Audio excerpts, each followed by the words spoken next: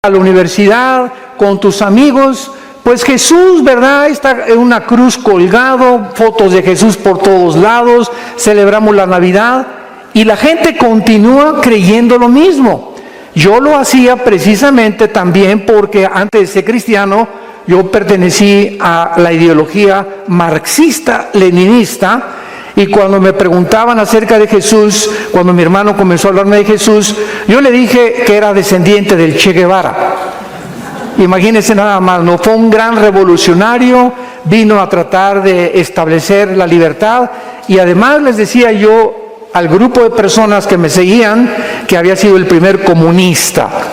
Porque en el libro de los Hechos dice la Biblia que todos repartían según su necesidad y que eso es el comunismo, repartirnos todo y que nadie sea pobre. Yo estaba grandemente equivocado porque la diferencia entre el cristianismo y el comunismo es que nosotros lo hacemos voluntariamente y el comunismo lo hace a fuerza.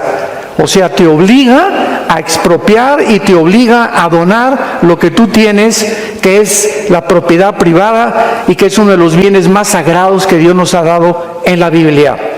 Muy bien, una de las cosas más maravillosas, vamos al Evangelio de Lucas capítulo 1, para comenzar, es que Jesucristo nace en este mundo, señores médicos que nos acompañan en esta mañana, principalmente a los que les interesa la genética. Esto es completamente asombroso. Nunca me canso de tener conferencias con médicos, psiquiatras, psicólogos para mostrarles las impresionantes evidencias médicas, científicas, genéticas, biológicas, antropológicas y de cualquier disciplina mental que tú me quieras decir o académica de la Biblia.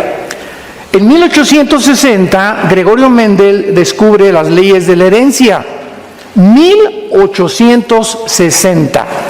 Cuando comienza la ciencia a penetrar en el mundo de la genética y a descubrir que hay algo que se transmite de una generación a otra generación. Los tigres transmiten a todos sus tigritos rayitas, los changos son changos, las palomas son palomas, los hipopótamos son hipopótamos. Si siembras una semilla de uva, no crece naranja, ni crece chabacano, crece uva, porque todas las semillas y todo lo que existe tiene lo que se descubrió un siglo después de Gregorio Mendel, hasta 1954. Los doctores norteamericanos Watson y Crick se les concede el premio Nobel de Medicina porque descubren hasta 1954 lo que la Biblia decía desde la primera página del Génesis. Descubren el código genético hereditario que se llama el ADN. O sea, la hélice famosa que se encuentra dentro de las cromosomas y los genes y donde se encuentra toda la información de quién eres tú y de quién soy yo. En una uva se encuentra un software que alguien puso, vamos a ver quién es ese alguien.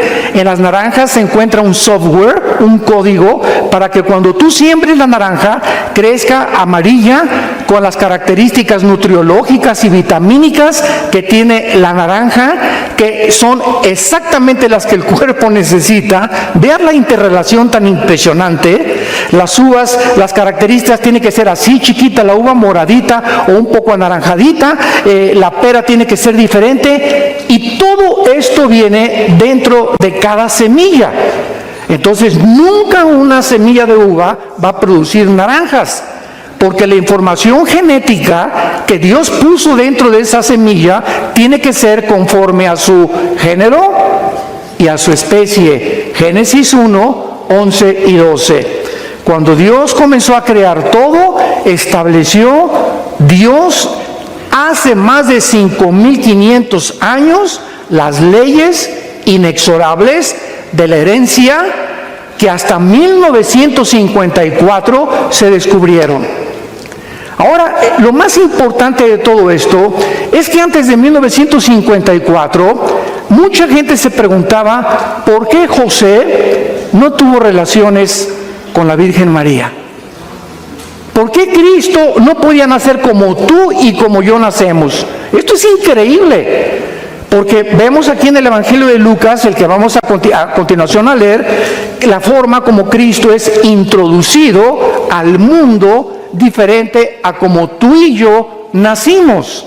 Es el único personaje y la única criatura en toda la historia humana que entró al mundo diferente como tú y como yo. Y la única explicación la tiene la genética, que hasta 1954 se descubre. Versículo 26, Lucas 1. Al sexto mes el ángel Gabriel fue enviado por Dios a una ciudad de Galilea llamada Nazaret, a una virgen desposada o comprometida, no estaban casados, ¿verdad?, con un varón que se llamaba José, de la casa de David, y el nombre de la virgen era María. Entrando el ángel en donde ella estaba, dijo: salve, muy favorecida, el Señor es contigo, bendita tú entre las mujeres. Mas cuando ella le vio, se turbó por sus palabras y pensaba: ¿qué salutación sería esta? Entonces el ángel le dijo: María, no temas, porque has hallado gracia delante de Dios. Y ahora concebirás en tu vientre y darás a luz un hijo, y llamarás su nombre Jesús. Este será grande y será llamado Hijo del Altísimo, y el Señor Dios le dará el trono de David su padre. Reinará sobre la casa de Jacob para siempre, y su reino no tendrá fin. Cuando el ángel le da este mensaje a María, imagínense a María: ¿estoy oyendo algo correcto? Porque José y yo ni a Cancún nos hemos ido. Ni siquiera hemos tenido una luna de miel, no estamos casados. Y bajo la ley hebrea, era una barbaridad que una mujer hebrea se embarazara sin estar casada. Entonces María, lógica y normalmente, le contesta, versículo 34, ¿cómo será esto? Pues no conozco varón. Respondiendo el ángel, le dijo: el Espíritu Santo vendrá o te cubrirá, y el poder del Altísimo te cubrirá con su sombra, por lo cual también el santo ser que nacerá será llamado Hijo de Dios.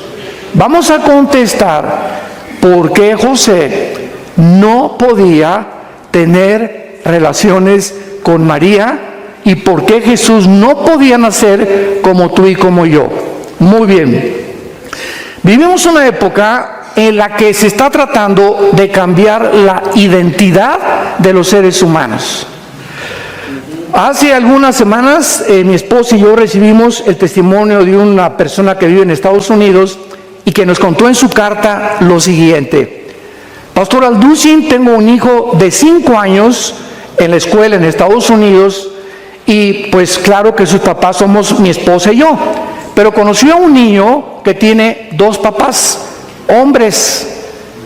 Entonces mi hijo le preguntó al niño que tiene 2 papás por qué no tenía mamá como todos los demás, o cómo había llegado al mundo si nada más eran 2 papás. Entonces el niño, a quien se le hizo la pregunta, fue con sus papás, y los papás demandaron a la escuela, porque ¿cómo era posible que los niños que tengan papá y mamá no reconozcan que también un niño con 2 papás puede tener una familia? Demandaron a la escuela y querían que sacaran al niño de la escuela, al que tenía papá y mamá. Vemos nosotros que ese es el mundo que estamos viviendo. Mi esposo y yo nos quedamos absortos. Dijimos: esto está sucediendo en el siglo XXI.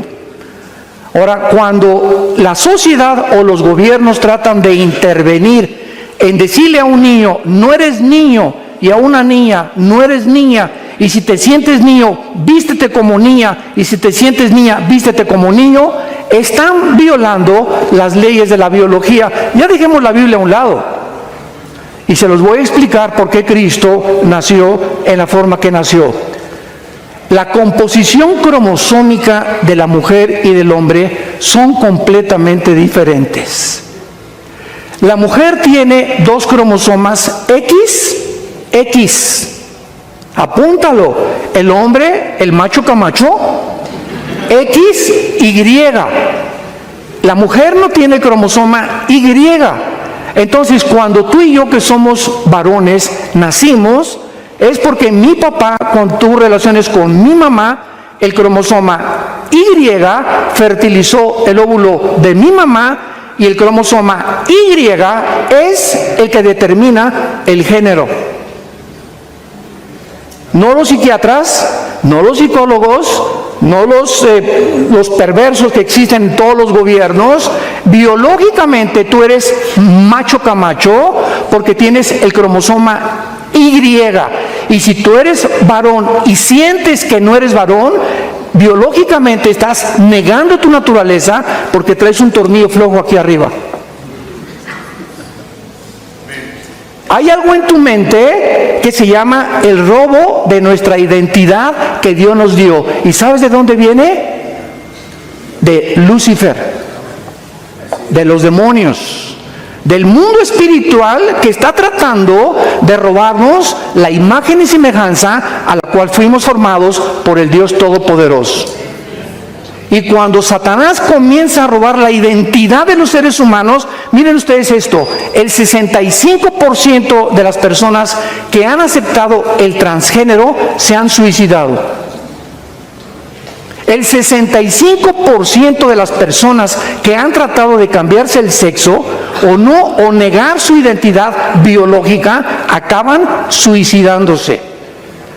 ¿Por qué? Porque pasa un fenómeno impresionante en su naturaleza en el que tienen que luchar durante toda su vida en aceptar algo que no lo son. Y si tú tienes el cromosoma Y, eres macho, camacho. Y negar tu nacimiento biológico es decirle a Dios, ¿por qué me hiciste así? Me hubieras hecho mejor mujer. Muy bien. Cuando nosotros venimos a la Biblia, Dios creó a Adán y Eva con espíritu, alma y cuerpo. En otras palabras, somos espíritu, tenemos un alma y vivimos dentro de un cuerpo. El espíritu es la parte a través de la cual nosotros conocemos a Dios, porque Dios es espíritu. Entonces, a través del espíritu lo conocemos, lo adoramos y lo servimos. El alma es el centro de los sentimientos, la voluntad, el intelecto y las emociones. Es la mente. El cuerpo simplemente es el envase donde el alma y el espíritu viven dentro. Por eso el cuerpo, ¿verdad? Vamos a morir, te creman o te cabes en la panza un tiburón. A los primeros cristianos los quemaron vivos en las antorchas. No importa, dijo Cristo en Mateo 10, lo que a tu cuerpo le hagan. Preocúpate mientras estás vivo el destino de tu alma. Entonces, cuando el ser humano se rebela contra Dios, nos separamos. La palabra muerte en la Biblia no significa, apúntalo, cesar de existir. No significa cesar de existir, significa separación, nada más.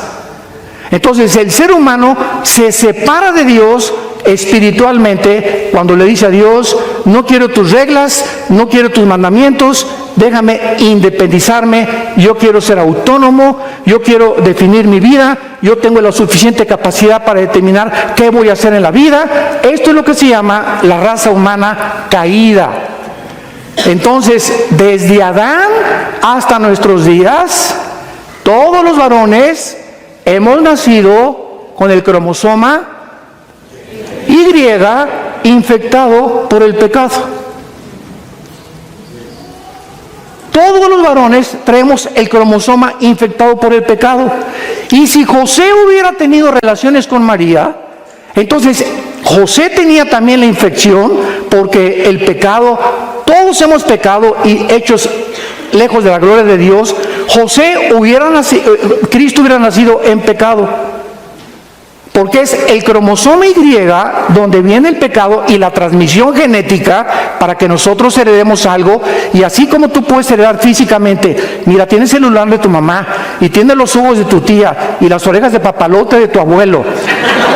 Así como heredamos características físicas, la altura, el color de piel, etcétera, etcétera, heredamos también características mentales. Esto es increíble. porque somos almáticos también. Entonces es igual de berrinchuda que su mamá, tiene el liderazgo de su papá, son características que pertenecen en el alma. Y también hay herencia espiritual, porque si somos espíritu, tuvimos que haber heredado algo espiritualmente. Y la Biblia es el único libro que nos dice cuál fue la herencia espiritual. La Biblia, Sigmund Freud le llamaba la sexualidad infantil, Carlos Marx le llamó la lucha de clases, William Shakespeare le llamó el defecto tráfico, los psicólogos el medio ambiente, la Biblia le llama pecado. El pecado, que significa habernos desviado de la voluntad de Dios. Nacemos con la tendencia chuecos. Este es el diagnóstico que Dios nos hace de nosotros mismos. Hemos nacido chuecos desde chiquitos. Y veo un niño de 2 años. Es el dictador más grande de su casa. Ya ves a los niños chiquitos. Y no quiero mi juguete. Y quiero el otro. ¿Quién les enseñó a ser así? ¿El gato o Fido el perro? No, nacemos con la maldad, nacemos con el mal.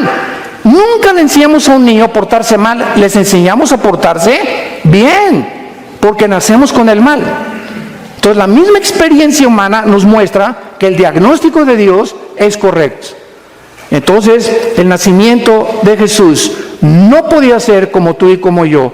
¿Por qué? Por la herencia de pecado en la cual nosotros hemos nacido delante de Dios. Él tenía que nacer de una forma diferente. El Espíritu Santo pone el cromosoma Y para que ovule el óvulo de María y para que el santo ser que nazca en la matriz de María pueda ser un ser humano como tú y como yo, pero sin haber heredado el pecado. Y la persona que moría en la cruz del Calvario no podía ser un ángel. No podía ser porque los ángeles jamás, ¿verdad?, nos pueden representar. Tenía que ser en la cruz un humano para identificarse con nosotros, pero en la cruz no podía ser un simple humano, porque nosotros no perdonamos pecados. El único que perdona pecados es Dios. Entonces en la cruz tenía que ser Dios también para perdonarnos. Y ahí estaba la naturaleza dual de Jesús. Era 100% humano y era 100% Dios. Él lloró, caminó, comió, sufrió tentaciones igual que nosotros, pero al mismo tiempo Él era Dios. Y los atributos divinos de Jesús no los ejerció conforme a su voluntad. Dice en Filipenses que no estimó el ser igual que su Padre. Antes de venir al mundo, Jesús, el Padre, el Hijo y el Espíritu Santo estaban en el mismo nivel. El Hijo baja al mundo y el Padre queda arriba del Hijo. El Hijo voluntariamente se somete a quedar debajo del Padre. No estimó el ser igual a Dios como cosa que aferrarse, sino que se humilló y se puso debajo del Padre temporalmente. Como una vez un testigo de Jehová me dijo, es que Jesús dijo, mi Padre es mayor que yo. Pues sí, porque entiende Filipenses capítulo 2, cabeza de aguacate. Él tuvo que ponerse bajo el Padre para demostrarnos a nosotros la sumisión. Que tenemos que estar sumisos, no somos dioses. Él siendo Dios no estima el ser como su Padre. Y comienza Jesús a decirnos, yo no hago nada, no hablo nada, no veo nada más que lo que veo hacia el Padre. Había 10 personas enfermas y Jesús, imagínense, a los 21 años. Papá, mira cuántos enfermos, mira cuántos están sin el Evangelio. Y el Padre, no vas a curar a nadie, no vas a predicar a nadie, pero papá, hasta que cumplas 30 años. Y este es el periodo que se conoce como el periodo del silencio. Ay, Señor, ya quiero ser misionero, ya quiero ser pastor. Te dice Dios, ya me quiero casar, cállese. Porque somos impacientes por naturaleza. Y cuando comenzamos a caminar con Dios, comenzamos a aprender a someternos a su voluntad. Y Dios le da lo mejor a los que le dejan escoger a Él. Era hasta que cumpliera 30 años después del bautizo por Juan el Bautista en el río Jordán, que ahí Jesús comenzaría su ministerio. Entonces, vemos la entrada de Jesucristo al mundo de una forma sobrenatural, explicada por la ciencia médica de la genética del siglo XX y del siglo XXI. Continuemos. Veamos nosotros ahora su deidad probada.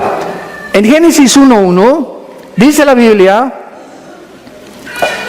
Bereshit Elohim ha-samayin ha-eretz, en el hebreo.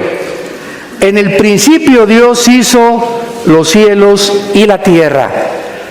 Cuando nosotros vemos esta frase, en el principio Dios hizo los cielos y la tierra, encontramos lo que se descubre hasta el siglo XX, que el universo no es eterno, que el universo tuvo un principio. La Biblia ya lo decía desde el principio. ¿Por qué? Porque cuando Dios dice, en el principio Dios creó los cielos y la tierra, están involucrados, señores físicos que nos acompañan, los tres elementos que forman el universo: la materia, el tiempo y el espacio. En ese momento, cuando Dios dice, en el principio Dios creó los cielos y la tierra, fue el principio del tiempo. Antes el tiempo no existía. En la eternidad no hay tiempo. Dios no es el Dios del pasado ni el futuro. Dios es el Dios del presente.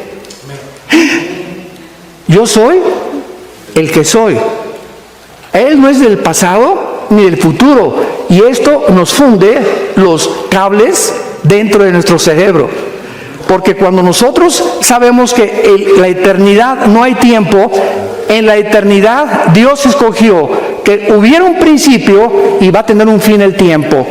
Y después de Génesis 22 vamos a pasar a la eternidad, donde ya el tiempo no va a ser igual que como lo tenemos nosotros. Y el espacio, ¿verdad? Pues es todo lo que nos rodea, y nos damos cuenta que vivimos en un universo de 4 dimensiones: alto, bajo, ancho. Y Alberto Einstein en 1943 descubre la 4ª dimensión, el tiempo, con su fórmula E igual a mc al cuadrado. La energía es igual a la masa por la velocidad de la luz al cuadrado. Y Einstein descubre lo que la Biblia decía con siglos de anticipación, que el tiempo no puede ser igual porque el tiempo no existe. ¿Cómo que el tiempo no existe? Entonces, ¿dónde estamos ahorita nosotros, verdad? Ok, agarra un cohete y salte de la atmósfera y vete a Marte. Y cuando te vayas a Marte y tú tienes 40 años de edad y tu esposa tiene 40 años de edad, cuando regreses de Marte tu esposa va a tener 60 y tú vas a tener 45. Ya es que ir a Marte todos, ¿verdad? Ya lo estoy viendo. Nada más digo puros amenes de los varones, ¿verdad?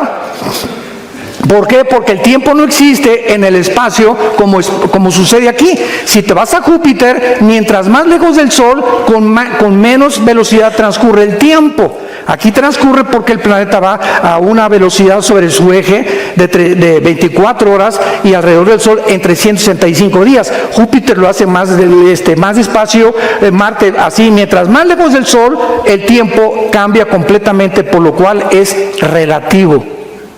El tiempo es relativo. Todo lo que la Biblia enseñaba desde hace muchos siglos. Muy bien, vamos a Juan capítulo 1 y vemos nosotros que la Biblia enseña que el creador del universo fue el Hijo de Dios, Jesús, un hombre, un revolucionario, un maestro de moral como Mahatma Gandhi, Confucio, el Che Guevara, etcétera, etcétera, o el líder que tú me quieras mencionar. Jamás se podrá atribuir el decir que Él creó el universo. En el principio era el verbo. ¿En el principio de qué? De Génesis 1:1. O sea, Jesús ya existía en el principio. ¿Por qué se le llama el verbo a Jesús aquí? ¿Y cómo sabemos que es Jesús? Ahorita lo vamos a ver, que Él es el verbo. Muy fácil. Dios sabía que con el tiempo iba a haber leyes en la gramática. Yo me acuerdo de primaria me enseñaron que una oración tiene sujeto, verbo y predicado. El sujeto es el principal de la oración, el verbo indica la acción y el predicado es el resto de la oración. En el principio Jesús fue el que puso, Él era el verbo, el que puso la acción de Dios. ¿Me va siguiendo? Más te vale. Y el verbo, y Jesús era con Dios y el verbo era Dios. Todas las cosas por Jesús, por Él fueron hechas, y sin Él nada de lo que ha sido hecho fue hecho. Versículo 9, aquella luz verdadera que alumbra a todo hombre, venía a este mundo. En el mundo estaba y el mundo por Él fue hecho. La Biblia dice en los evangelios que Jesús fue el que hizo el universo. Un momentito, pero ¿qué diferencia hay entre el Padre y el Hijo y el Espíritu Santo? ¿Cómo está eso de la Trinidad y que el Hijo es el Padre, etcétera, etcétera? Lo que sabemos, dice en 1 Corintios 8, no lo sabemos como lo deberíamos de saber. Y se los voy a mostrar físicamente también, con las leyes de la física. Miren, qué fácil está esto. Para enseñarles la Trinidad, que es nada más un ejemplo, no podríamos profundizar mucho más. Yo voy a poner aquí una barrera que divida este salón y voy a lanzar un rayo de luz y este va a ser un prisma que atraviese el prisma y todos ustedes van a ver ¿qué cosa? Un rayo de luz blanca, ¿correcto? Pero ese rayo de luz, al entrar al prisma, se descompone en 7 colores. Y si yo les digo a ustedes, ¿qué vieron? Un rayo de luz blanca. Y ustedes, 7 colores. ¿No hay una contradicción aparente? Porque aparentemente es una contradicción. Pero es el mismo rayo de luz descompuesto en 7 colores. Entonces, no es que hay una contradicción, es que nos falta captar la realidad del mundo físico. Vamos a tener otro ejemplo. Tomamos el agua. ¿Cuál es la composición de los elementos químicos del agua? H2O. 2 átomos de hidrógeno por 1 de oxígeno. Muy bien. El agua, esa es su fórmula química. Cuando es agua líquida, ¿es H2? Cuando es hielo y cuando es vapor. O sea, el H2O puede tener 3 formas, pero la esencia es la misma. A Dios le ha agradado manifestarse en 3 personas, pero es un solo Dios. Vamos con los cocineros. El huevo. ¿Qué es el huevo? Cáscara, clara y yema. Dame un huevo y te doy la yema. ¿Es el huevo? Es parte del huevo. Porque el huevo es cáscara, clara y yema. Si te doy la clara es huevo, es parte del huevo. Entonces, ese mismo huevo está formado de 3 cosas, pero se le llama un huevo, no se le llaman 3 huevos. Y Jesús dice que el matrimonio no somos 2, sino 1. Oye, espérame, pero si ella es del sexo opuesto y yo soy macho camacho, ¿cómo que somos 1? Así es. Mantienen su individualidad aquí abajo en la tierra, pero delante del Padre el matrimonio es una sola carne. ¿Por qué? Porque somos una unidad desde la perspectiva espiritual. Aquí abajo nos dividimos en 2, los 2 somos espíritu en diferentes cuerpos, nada más. Mi esposa es espíritu, yo soy espíritu. Dios le agradó darle a mi esposa un cuerpo diferente a mi cuerpo, pero ante Él somos uno. ¿Y qué dijo qué dijo Cristo en Juan 17? Te pido, Señor, que toda la iglesia sean uno. ¿Cuántas iglesias hay en el mundo? ¿Cuántas denominaciones hay en el mundo? Cientos, miles. Pero ante los ojos de Dios, Él quiere que seamos uno en el Espíritu. Entonces hay 3 en 1, hay 2 en 1, hay 5 en 1, hay 20 en 1, hay miles en 1. ¿Por qué? Porque lo que sabemos no lo sabemos como lo deberíamos de saber. Y la gente sigue todavía, ¿verdad?, peleándose, que no, que por aquí, por allá. Yo no entiendo la Trinidad, y como Don Teofilito, ni la entenderás. Veamos nosotros que la Biblia nos enseña que no solamente Jesús es el Creador, sino que también nos enseña un fenómeno de la física, inexplicable por la física, aplicado y explicado por la Biblia. El mundo microscópico está formado por átomos, electrones, protones y neutrones, ¿correcto? Y giran a una velocidad. Si tú tienes un microscopio electrónico, giran hay un mundo microscópico donde millones de partículas están girando así y así y así alrededor de un átomo. La pregunta es, ¿quién los impulsó para moverse con esa rapidez? Ahora, lo que pasa en el mundo microscópico pasa también en el mundo macroscópico. Y volteamos los ojos al universo y el cosmos es lo mismo. Todo el cosmos son galaxias que están girando, ¿verdad?, de una forma afinada, perfecta. Dicen los astrofísicos que están cada día expandiendo más unas y más de otras para no estrellarse. ¿Quién mantiene al planeta Tierra, donde tú y yo estamos parados, a una velocidad constante de 24 horas, sin detenerse 5 segundos, ni adelantarse 5 segundos, para que sean 24 horas con segundos y minutos, y una velocidad constante alrededor del Sol en 365 días? Porque esta velocidad del mundo microscópico y del mundo cósmico contradice la física. ¿Qué ley establece la física? Escuchen, la física establece este principio, que si yo tengo una canica y le hago así y le disparo, la velocidad de la canica es proporcional a la fuerza que le aplico. Es una ley física inexorable.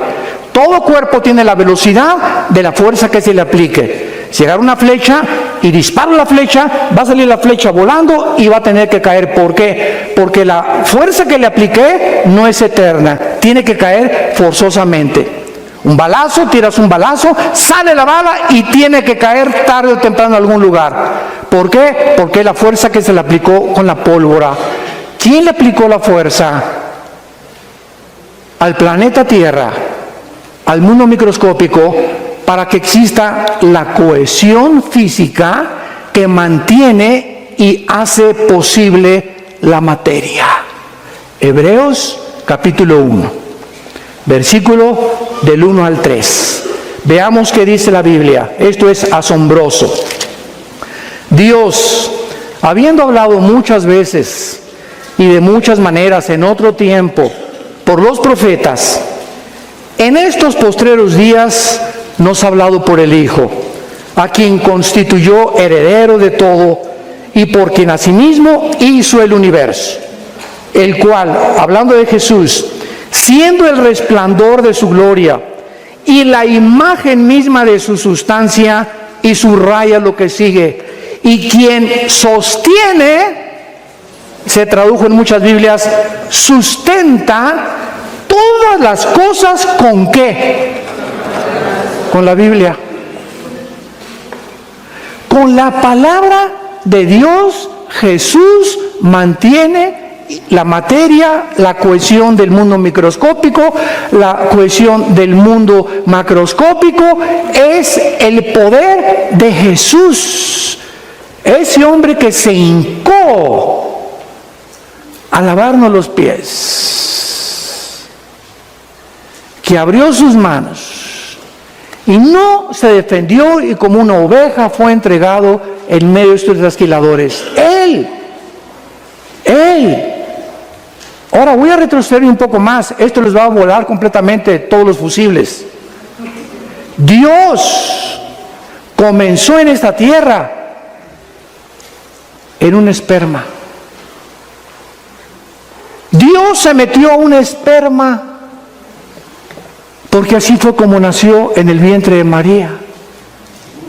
Dios entró a un esperma cuando el cromosoma Y ovula el óvulo de María, se forma un cigote de 46 cromosomas. 23 cromosomas heredé de mi papá, 23 cromosomas heredamos de nuestra mamá. Cuando se juntan, somos un cigote de 46 cromosomas, y ahí, dice el Salmo 139, en el estado embrionario es cuando comienza la vida.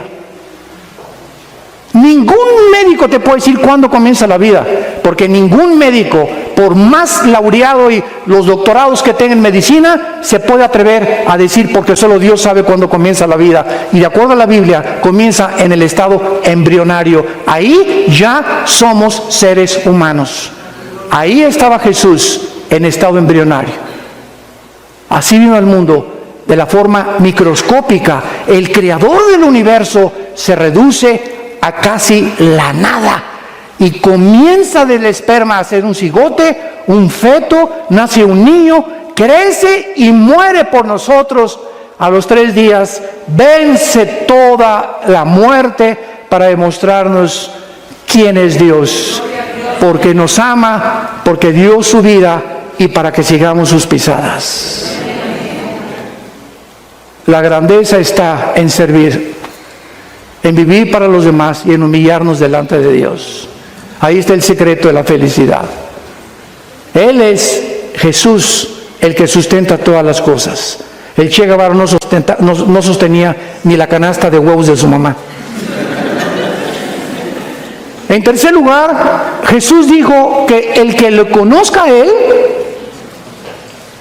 le conoce a Dios. ¿Quién ha dicho eso en la historia? Vayamos a Juan capítulo 14. Me acuerdo que en 1993, tu padrino, el Dalai Lama,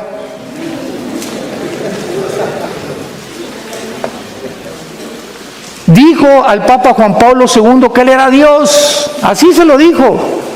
Y me acuerdo que yo, ni tarde ni perezoso, le mandé un correo a la embajada china para decirle: por favor, ¿nos puede decir cuándo va usted a resucitar? Cuando yo vine a la Biblia y mi hermano Alejandro me dio a Cristo, le vuelvo a repetir, yo soy un adicto a la lectura desde los 12 años, siempre me ha gustado, me encanta, yo no puedo estar sin leer, por lo menos 2 o 3 libros al mes leo, mínimo. Soy un adicto a la lectura. Y cuando yo leí la vida de la Mahatma Gandhi, la vida de Mahoma, la vida de Confucio, la vida de todos los líderes de Che Guevara, la dialéctica materialista, la ideología, el socialismo, las ideologías, las filosofías, yo a los 22, 23 años de edad estaba lleno así de conocimientos de por aquí, por allá, y al mismo tiempo intenté 3 veces quitarme la vida. Me sentía con un vacío impresionante, ya no sabía qué cosa, hasta que comenzaron a hablarme, mi hermano me habló por primera vez y comencé a leer, y lo que me trajo a Jesús es cuando yo leí Juan 14. Cuando yo leí estas palabras, hágate cuenta que salía como fuego, así entraba en mi alma, la búsqueda tan existencial que traía, ¿a quién le dedico mi vida? ¿Para qué nací?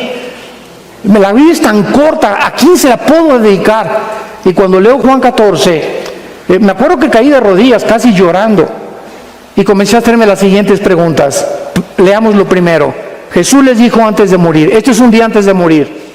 Antes de morir Jesús les dijo a los discípulos: no se turbe su corazón. Lo primero que les dijo es: no estén estresados. Nunca, nunca, nunca, nunca. No importa lo que pasa en el mundo. Que salió el presidente que el petróleo cayó, que el peso cayó, que la bolsa, que por aquí, por allá. No hagamos caso de nada, absolutamente. Mantén dentro de ti la paz de Dios. Todo está bajo control. Soy su hijo, soy tu hija, Señor. Yo no puedo convertir a mis hijos, no puedo convertir a mi esposa, no puedo convertir a las ovejas, yo no puedo hacer que el dinero me llegue. Señor, tú estás al control de todo. Yo quiero vivir en paz. Mi hija se fue y está en las drogas y se fue a la prostitución. Hermano, por favor, ore por mí. Mire, doña Chencha, primero usted se aplaca y se tranquiliza, porque en el estado en que usted viene a pedirme orar por su hija, me está hablando que usted no cree en Dios.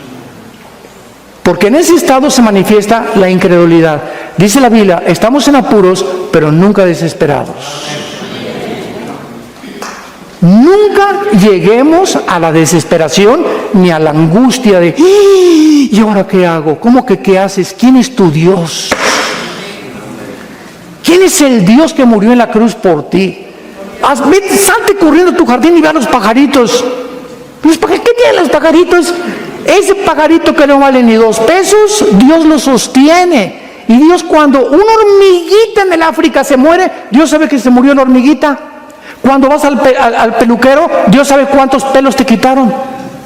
Cuando Dios ve el mundo microscópico, sabe cuántas bacterias murieron, sabe cuántos microbios. El conocimiento y la omnisciencia de Dios trasciende nuestra capacidad de pensamiento. Él es Dios. Y tenemos una limitación impresionante para poder pensar. Entonces tenemos que pensar de Él como algo grande que nunca nos va a dejar y nunca nos va a abandonar. No se turbe su corazón.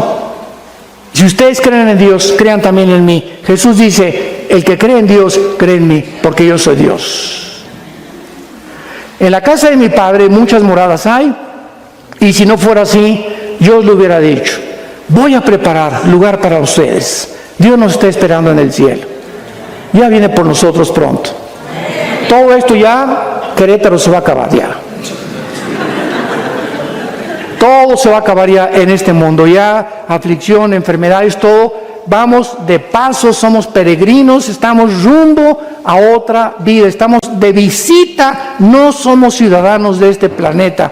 Aunque estamos físicamente en el mundo, no pertenecemos a este mundo. Somos de Él, Él nos compró. Y su plan es desde antes de la fundación del mundo, ya Él tenía el plan para nosotros. Y siempre para los cristianos, el futuro es lo mejor. Lo que viene es lo mejor para tu vida y para mi vida. Y mantén esta confirmación y esta seguridad. Sí, si quieres aplaudir, no estás seco como un higo, apláudelo, ¿verdad? Ahora vean. Y dice el versículo 3, y si me fuere y os prepararé el lugar, vendré otra vez. Es una promesa de Dios, Dios te está diciendo que Él viene por nosotros otra vez. Y dice, y os tomaré a mí mismo. Aquí está el arrebatamiento de la iglesia, porque la palabra paralambano en el griego, que significa ser sacados, o es similar a la palabra paso en el griego de 1 Tesalonicenses 4. Los tomaré para que donde yo estoy, ustedes también. Y saben a dónde voy y saben el camino. Le dijo Tomás, el escéptico de todos los apóstoles, discípulos, Señor, no sabemos a dónde vas. Después de tanto tiempo, imagínense, ¿no? ¿Cómo podemos saber el camino? Cuando yo leí esto, fue cuando yo caí de rodillas. Y Jesús dijo, yo soy el camino. No dijo, yo soy un camino de muchos que hay. Yo soy el camino. En otras palabras, si el camino que tú tienes en tu vida no es Jesús, estás en un camino que conduce a la muerte. Porque hay caminos que parecen derechos y tú parece que estás bien, pero si no es Jesús el que va delante de ti, vas en un camino equivocado. Y escúchame, tarde o temprano te vas a arrepentir. Porque Él es el camino. Y no hay más que 2 caminos, más que uno. No hay 2 ni 3. Él es radical como Él lo está diciendo. Yo soy el único camino. Y si no me estás siguiendo, estás en un camino equivocado. Vas a los arrecifes, tu barco va a naufragar. Porque no traes vela. Yo soy el capitán. Y si no soy tu capitán, tu barco no va a llegar a su destino. Yo soy el camino, yo soy la verdad. La verdad. ¿Saben por qué existe la filosofía?